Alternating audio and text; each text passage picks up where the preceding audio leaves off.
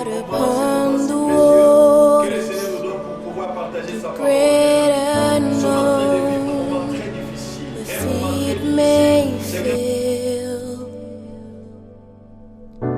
and there I find you in the mystery, in oceans deep, my faith will stay. Bienvenue à notre série d'études bibliques ayant pour thème l'Église et le nouvel ordre mondial eschatologique. Nous sommes aujourd'hui à la 3e journée. La première journée, nous avions donné le plan du travail, l'Église et le nouvel ordre mondial eschatologique. C'était particulièrement des questions qu'il faut répondre. Et la deuxième journée, nous avions commencé à répondre à la première question. Qu'est-ce qu'est le nouvel ordre mondial eschatologique? Alors, nous avions répondu cette question d'abord en relevant les définitions. Et nous avions retenu deux définitions. La définition générale de l'ordre mondial et la définition biblique et eschatologique. Le deuxième élément, nous avions commencé à donner les caractéristiques du nouvel ordre mondial eschatologique, où nous avions dit qu'il y a 7 caractéristiques. Nous avions donné 2 et nous allons compléter aujourd'hui les 5 autres. La première caractéristique, nous avions dit que l'ordre mondial eschatologique serait un ordre unipolaire qui sera pleinement dominé par l'Antichrist. Et le deuxième élément, nous avions dit que ce serait un ordre à la fois politique et religieux. Donc la force de cet ordre sera d'abord l'économie, 2 l'armée, 3 la technologie et 4 la religion. Voilà, ce sont les 2 éléments que nous avions donnés. Aujourd'hui, nous allons compléter les 5 autres éléments pour terminer les 7 caractéristiques que nous avions proposé, donner, et enfin nous donnerons dans une autre séance l'identification claire de l'Antichrist. On va relire la Bible. Daniel chapitre 9 verset 27 et le deuxième texte c'est Apocalypse chapitre 13. On va lire. Il fera une solide alliance avec plusieurs pour une semaine. Et au milieu de la semaine, il fera cesser le sacrifice et l'offrande. Les dévastateurs commettra les choses le plus abominables jusqu'à ce que la ruine et ce qui a été résolu fondent sur le dévastateur. Le deuxième texte, c'est Apocalypse chapitre 13. Du verset 1er, on va lire jusqu'au verset 6e. Puis je vis monter de la mer une bête qui avait 10 cornes et 7 têtes, et sur ses têtes 10 diadèmes. Et sur ses cornes, 10 diadèmes, et sur ses têtes des noms de blasphème. La bête que je vis était semblable à un léopard. Ses pieds étaient comme ceux d'un ours, et sa gueule comme une gueule de lion. Les dragons lui donnant sa puissance, son trône et une grande autorité. Je vis l'une de ses têtes comme blessée à mort, mais sa blessure mortelle fut guérie. Remplie d'admiration, la terre entière suivit la bête. Et ils adorèrent les dragons parce qu'il avait donné l'autorité à la bête. Ils adorèrent la bête en disant, qui est semblable à la bête? Qui peut combattre contre elle? Et il lui fit donner une bouche qui proférait des paroles arrogantes et des blasphèmes. Il lui fit donner le pouvoir d'agir pendant 42 mois. Et ouvrit sa bouche pour proférer des blasphèmes contre Dieu, pour blasphémer son nom, son tabernacle et ceux qui habitent dans le ciel. Voilà, bien-aimés, le texte qui vont nous aider à compléter les 5 caractéristiques qui restent. Parce que 2, nous avions dit, ont été déjà donnés. 3e caractéristique. L'ordre de l'Antichrist ou le nouvel ordre mondial eschatologique serait un ordre de la bête. C'est ce que nous dit le livre d'Apocalypse au chapitre 13. Une bête montée de la mer. Ça, c'est l'Antichrist politique, comme nous avions dit. Et le mot bête là-bas, qu'on a traduit par bête, peut être traduit aussi par monstre. Ça signifie quoi? L'ordre eschatologique mondial serait un ordre du monstre, un ordre de la bête. La bête, comme un animal sauvage et féroce, alors d'une sauvagerie et d'une férocité inédite, mes amis, et sans précédent. Et c'est ça qui va caractériser ce royaume qui va venir. Et vous allez constater dans le livre d'Apocalypse, chapitre 13, là, la bête est représentée principalement d'abord par le léopard, mais on complète d'autres facettes à part le léopard. Il y a d'abord, principalement d'abord, les léopards, 2, les lions, 3, l'ours et 4, les dragons. Ceci montre déjà que la férocité et la sauvagerie de ces royaumes, de cet ordre, sera inédite, sera sans précédent. Parce qu'il va réunir la force de ces 4 animaux. Ces 4 animaux, les léopards, les lions, l'ours et les dragons. Alors ces 4 animaux ne respirent que la mort. Ça ne respire que la mort. Rien que la mort. On parle, là, le lion avec sa gueule, qu'est-ce qu'on voit? C'est la mort. Quand on voit l'ours avec ses griffes, qu'est-ce qu'on voit? La mort. Les dragons souvent présentés avec son feu, la mort. Et hormis tous ces éléments, on ajoute les cornes. On ajoute sur la bête les cornes. Quand on parle de la corne, on voit la puissance, on voit l'autorité. Voilà, cette bête qui va diriger le monde. Ce serait la bête alors, bien aimé. Les royaumes qui vont venir. Le nouvel ordre qui va venir, ce serait l'ordre de la bête. Quand on parle de la bête, vous comprenez, ce ne serait pas une vie normale. Ce n'est pas une vie de Dieu. C'est un royaume que Dieu ne peut permettre que son église puisse y vivre. La bête. Et la Bible dit que cette bête avait 10 cornes et 7 têtes. Que nous enseigne 10 cornes et que nous enseigne le 7 têtes. On fait d'abord la première référence au livre d'Apocalypse chapitre 13, verset 12e. Et dans Apocalypse chapitre 13, verset 12e, les 10 cornes et les 7 têtes, c'est une description du dragon. Le dragon est représenté avec 10 cornes et 7 têtes. Or, quand nous parlons du dragon, nous voyons le diable. Cela signifie quoi? L'antéchrist va venir avec la description du dragon. Il va venir avec cette description du dragon. C'est lui qui sera les représentants valables du dragon sur la terre. Les représentants valables du diable en personne sur la terre. Bien aimé, voilà, ça c'est la première explication. C'est la préfigure, l'antéchrist qui viendra avec la pleine puissance et la pleine autorité de Satan. Puissance comme corps, autorité comme la tête. Ça c'est la première explication. La deuxième explication. Lorsqu'on dit 10 cornes et 7 têtes. 10 cornes, la Bible traduit clairement du royaume. Mais on se pose la question. Il s'agira des royaumes numériques, c'est-à-dire chiffrés, des 10 royaumes qui vont faire la coalition avec l'Antichrist, ou ce concept de 10 est un concept symbolique ou figuré.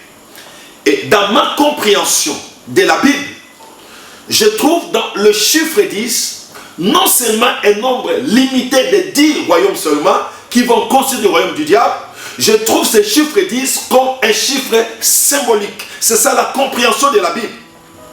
Le chiffre 10 dans la Bible, c'est le chiffre du commandement, c'est le chiffre de la totalité. Et 2, le chiffre 7 dans la Bible, c'est le chiffre de l'achèvement, le chiffre de l'accomplissement, le chiffre de la complétude. Alors, lorsque on nous dit que l'Antichrist ou le nouvel ordre mondial et ses pouvoirs seraient constitués de 10 corps, cela veut dire sera constitué de toutes les puissances, de toutes les puissances, de toutes les autorités. Toutes les grandes puissances seront avec l'Antichrist. c'est la totalité. Les chiffres disent, il ne faut pas les prendre dans un chiffre purement comme un chiffre purement numérique, il faut le prendre comme un chiffre symbolique. Ça signifie que le royaume de l'Antéchrist va diriger avec toutes les grandes puissances, ils vont former le seul pôle de puissance de la gestion du gouvernement mondial, le seul pôle. Et tous vont incarner la puissance de Satan, la puissance du diable. Ils vont incarner la puissance occulte de Satan.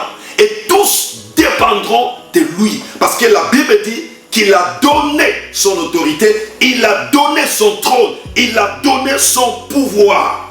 Alors, le deux sens, c'est complète. Les royaumes, l'ordre mondial eschatologique, c'est l'ordre de la bête. Et vous allez constater que la bestialité commence déjà à produire ses effets aujourd'hui. Aujourd'hui, avec l'homosexualité, tout ce que nous vivons, ça c'est la bestialité. Les mariages avec les animaux, la bestialité. Parce que l'ordre qui va venir, c'est l'ordre de la bête. Toutes ces choses deviendront normales.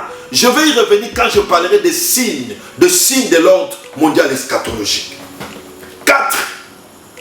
Quatrième caractéristique, ce serait un ordre qui se fondera sur les alliances entre les grandes puissances. Ça va s'asseoir sur les alliances. Parce que le monde, comme nous le voyons, il est difficile à une seule personne, à un seul pays, à un seul État, de dominer le monde. Il faut une coalition, il faut des alliances. C'est comme ça, Daniel dit qu'il fera l'alliance avec plusieurs. Il fera l'alliance avec plusieurs pour une semaine. Et dans cette alliance, Israël fera aussi partie des alliés de l'Antéchrist. Mais ne le sera pas d'abord au début. Il fera cette alliance avec plusieurs pendant une semaine. Israël, c'est une puissance militaire qui fera partie de cette alliance.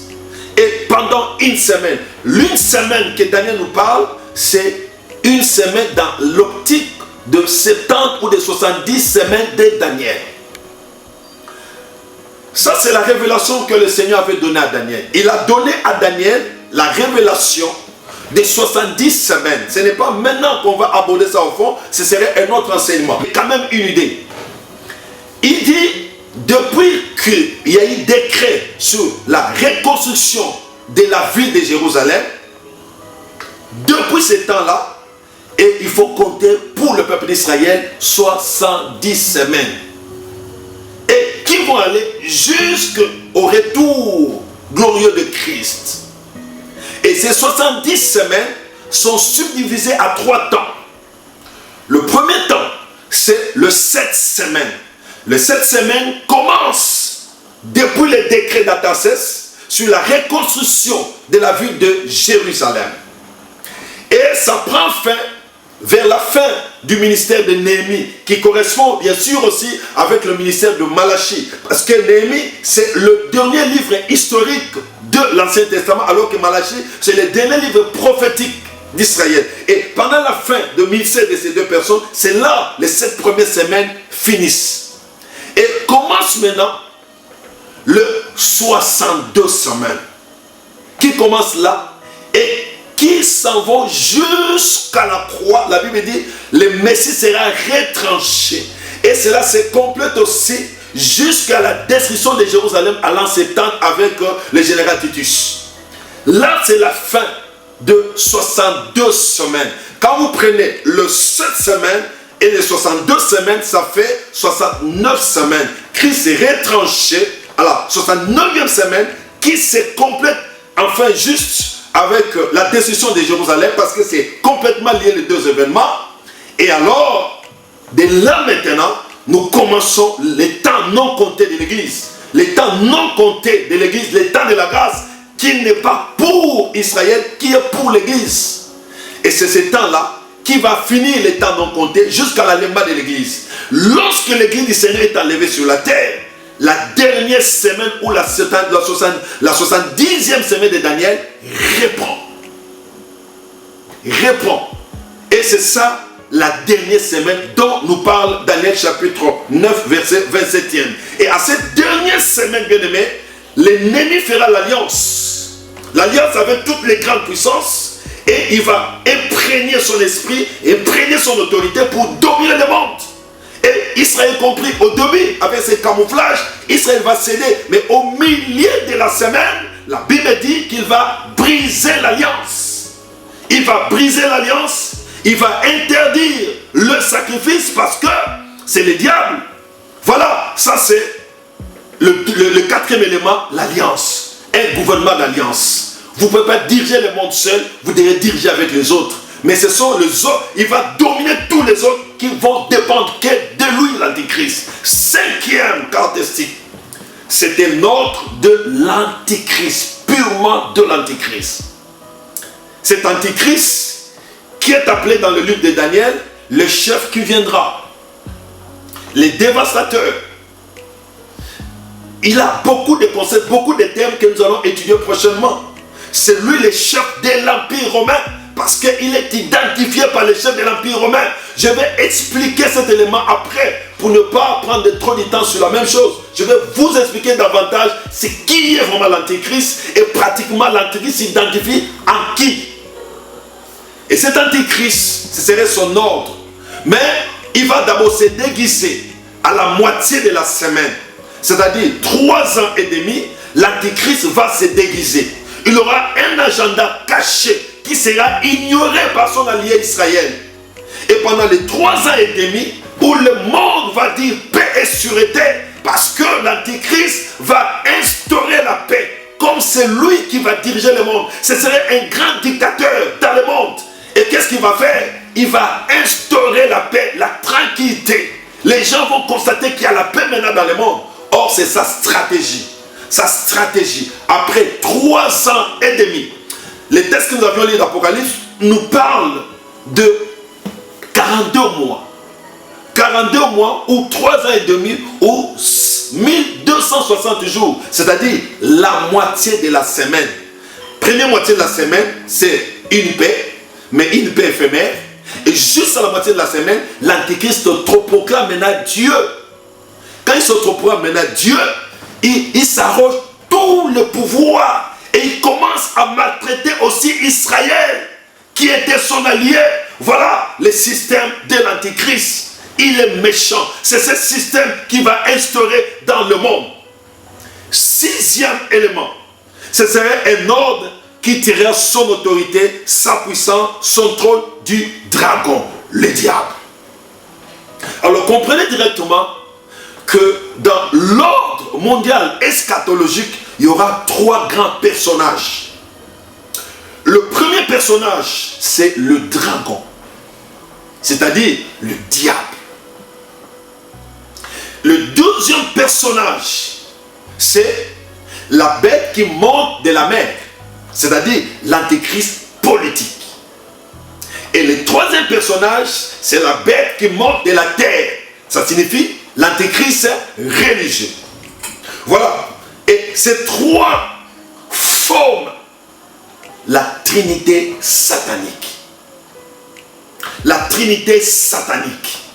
Le dragon, il prend la place du Père. L'antéchrist politique, il prend la place du Fils. Comprenez que le Fils de Dieu est le roi des rois, le Seigneur des seigneurs. Et lui maintenant prend la place du Fils, comme le roi du monde. Et 3, l'antéchrist religieux prend la place du faux prophète, la place du Saint-Esprit. Et quel est son objectif? C'est d'amener le monde à adorer l'antéchrist. Amener le monde à adorer l'antéchrist. Laisse-moi te dire, notre roi des rois Jésus, lui vient du ciel. Mais l'antéchrist, lui, viendra de l'abîme. Il viendra de l'abîme. Et avec son faux prophète, pour pousser les gens à adorer, pousser les gens à adorer le faux Christ, pousser les gens à adorer l'antéchrist. Voilà cette trinité satanique, mais c'est une trinité imparfaite. Mais nous avons une trinité parfaite. Un seul vrai Dieu, révélé en Père, en Fils et en Saint-Esprit. Le seul unique vrai Dieu, révélé en Père, en Fils et en Saint-Esprit. Bien-aimés, voilà la vérité de la Bible. Et pendant ce sont ces trois-là qui vont régner, qui vont diriger le monde d'une manière occulte et satanique, purement satanique. Et septième élément, ce serait un ordre qui s'élève contre Dieu et contre son peuple. La Bible dit, il aura un pouvoir blasphématoire. Il sera blasphémateur. Il sera là juste pour injurier, blasphémer Dieu, blasphémer son peuple. Ça, c'est ça l'antéchrist. C'est ces royaumes-là, bien-aimés. Aujourd'hui, est-ce que nous avons déjà le nouvel ordre eschatologique? Nous disons non, mais nous avons des signes que nous allons exploiter les jours qui viennent. L'antéchrist, c'est un ordre qui s'élève contre Dieu et contre son peuple. Mais il ne va pas s'élever contre Dieu d'une manière directe, c'est d'une manière progressive. Cela va commencer d'abord par le faux christianisme, parce que l'église du Seigneur sera enlevée. Et ce sera le faux christianisme qui va commencer avec Babylone, la Babylone religieuse. Il va instaurer le faux christianisme où tous ceux qui vont rester dans le monde, toutes les dénominations vont s'associer pour former une seule religion. Et comme la religion, c'est une arme de l'antéchrist, il fera en sorte qu'il y ait une seule religion. Une seule religion qui va dominer et qui sera dépendante de l'antéchrist. Et après ce faux christianisme, l'antéchrist va amener les gens à vivre l'apostasie complète, totale. Et cette apostasie va les conduire à l'antichristianisme. Et avec cet antichristianisme, maintenant ce serait la manifestation de l'impie, la manifestation de l'antéchrist. Et ceux qui seront enfants de Dieu, chrétiens, sur la terre, l'église ne plus, mais les enfants de Dieu seront toujours là. Et ceux qui seront là, ils seront maltraités par l'antéchrist. Ils seront maltraités par l'antéchrist, par le faux Christ, l'antéchrist politique et l'antéchrist religieux. Et plusieurs vont mourir comme des martyrs. Mes amis, voilà la vérité. Le 7 élément pour identifier cet antéchrist qui s'identifie de manière pratique par le chef de l'Empire romain, que nous allons expliquer davantage lorsque nous donnerons l'identification de l'antéchrist et nous donnerons son nouvel ordre mondial. Que Dieu vous bénisse. Prenez cet enseignement, mon ami, au sérieux. Prenez cela avec beaucoup de sérieux. Le temps est dur. Le temps est dur. Il y a bien des signes qui attestent, bien des signes que je vais vous expliquer prochainement, qui attestent que l'ordre de l'antéchrist se prépare déjà. Il y a déjà beaucoup de signes. Église, réveillons-nous. Réveillons-nous pour parler du Seigneur, pour enseigner les autres le vrai chemin. Merci. Seigneur, merci pour ce message. Oh Dieu, que tu touches nos cœurs, le cœur de tes enfants, à marcher avec toi, à vivre avec toi, à te confesser, Seigneur, à témoigner ta grandeur, Jésus, et à montrer le peuple le vrai chemin. Que tu bénisses ton enseignement dans notre vie, dans notre cœur. Au nom de Jésus, tu avais ainsi prié. Amen.